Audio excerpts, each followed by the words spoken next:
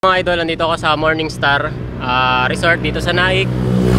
And ito yung way papuntang Maragondon. Ito yung way papuntang Tansa.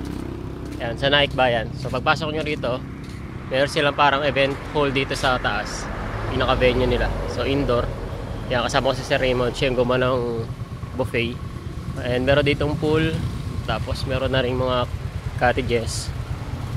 And then may mga table na rin dito na magagamit nyo sa event nyo. Ito yung ginawa namin. Itong tables na to, tables and chairs, hindi siya sa amin. So nag-rent si ma'am sa ibang supplier. Ayan, tapos dalawang pool dito. May pang adult, tapos may pang kids. Ayan, tapos may mga kubo-kubo na rin. Tapos nag-rent lang si ma'am ng tent na malaki. So para sa backdrop. Tapos ito yung buffet na ginawa ni Sir Raymond yan, oh. Ayan, tapos ito yung backdrop namin.